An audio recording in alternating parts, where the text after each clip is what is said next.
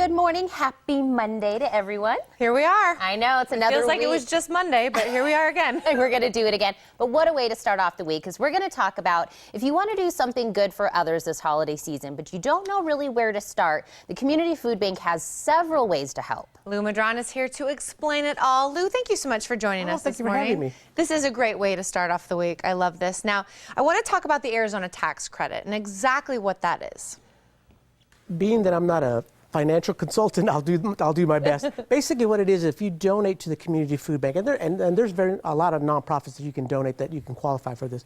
But if you donate, whatever you donate is a tax credit at the end of the year. If you're single, it's up to $200. If you file jointly, it's up to $400. So you can basically, if you donate to the Community Food Bank, you get a tax credit if you end up owing on your Arizona state taxes. So just another reason why it's so great to give back. Sure. And Lou, I've been out when we've done, stuff the buses, and, we've been asking the community to come forward and kind of pitch in. And we know Tucson has some of the most generous, biggest hearts out there. Sure. But we also get something a little extra special coming up, which is a match, right? Yes, we're really fortunate that we have several Tucson families, prominent Tucson families that have banded together to provide a holiday match. It's like a challenge to the Tucson community. It's the Jim Click Family Foundation, the Chen and Chow families, Jim and Sandy Peebles, and Barry and Janet Lang. And there's actually a couple more families that have all contributed to this match. So whatever you donate between now, and it actually started at the beginning of December, if you go all the way to the end of the month, they'll match it all the way up to $250,000. Wow. Yeah, so that's a really great way of doubling your money, basically. If you give us $1, it becomes $2. If you give us $5, it becomes $10.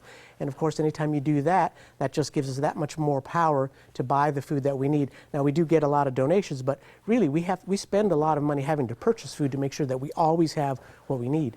Well, big thank you out to those families that are doing that Absolutely. great match. So the Tucson community is going to do their part, and they're going to do that wonderful match. And again, it's up to how much again? It's up $250,000. That's amazing. That is incredible. Obviously, we need as many financial donations as we can get. Also, of course, you take food donations. Sure. So I love that you brought some examples of what you take. So let's kind of talk to our viewers about the non-perishables that you're looking for donations. And we always do food drives all year round. I mean, it seems like we do a ton here, but actually we do this all year round. We push really hard. We actually work harder in the spring and summer to stay in front of folks to make them to continue to donate. But we always need these type of items. We need canned fruits, canned vegetables, canned soups. We need pastas, peanut butter. The canned meats are really important to us too, because it's the protein. Because all this other product doesn't have the protein in it. Cereal always. So these are the type of things that we want to make sure that we can get into our food boxes. Adults will eat most anything out there that you can put, but children are the ones that you really have to make sure. They're very picky. So we always make sure that we ask for peanut butter and we ask for cereal and mac and cheese, because we know they'll eat that. One of our concerns always, though, is nutrition. I mean, we know we can keep you fed, but we worry about the nutritional aspect of what we do. So we always ask for folks to see if they can give us healthy versions of whatever they get, whether it's low sugar cereals and low salt types of things. And there's low salt soups, low sodium soups. So we always ask that you try to consider that also. Give us a healthy alternative to some of the food that we ask for. Oh, yeah. We've all been to the grocery store. We've seen the 10 for 10. Right, We've seen, exactly. buy just a couple of extra cans of what you buy for your own family, and just make sure that goes into the right spot. Now, if they have the cans, they're like, I want to donate this. Where can people drop it off? I know we have a couple of things coming up. Well, we have right now, actually, we have Winter Havens going on. It just started on Saturday. So we'll be out there every single night for 2 weeks, and folks can just come down there and donate any of these products. The volunteers will be out there with the cash buckets, so you can drop off money. We're always grateful for the cash donations. But yes, for 2 weeks, we'll be out at Winter Haven every night from 6 to 10. And then on Friday, we have Mr. On is doing his annual turkey drive again this year. So up at Mr. On's in North Oracle, we'll be there all day from about 7 to about 6 p.m.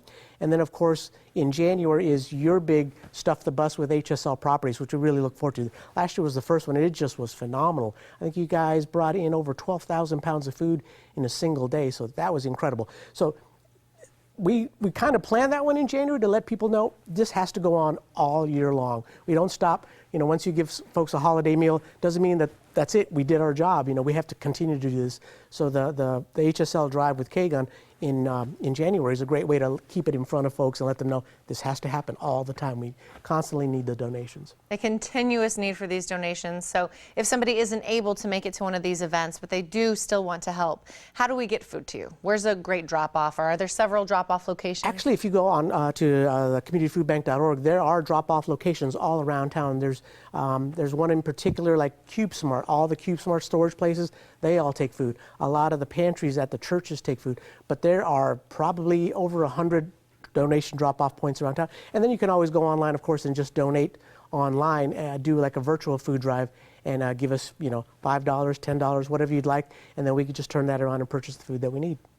Well, Lou, thank you so much for coming here, reminding us what you guys are taking, the monetary donations, that huge match up all the way through the end of the year. And of course, we need this year round. I know the holidays is a great push and we all feel warm and fuzzy, but remember that people are in need all the time and you guys are always there to help. So thank you so much, Lou. Thank you for having me. Absolutely. We're going to run that down one more time for you. You can support the Community Food Bank of Southern Arizona in a number of ways this winter and beyond, including the food and fun drives taking place at the Winter Haven Festival of Lights. That's until the 26th.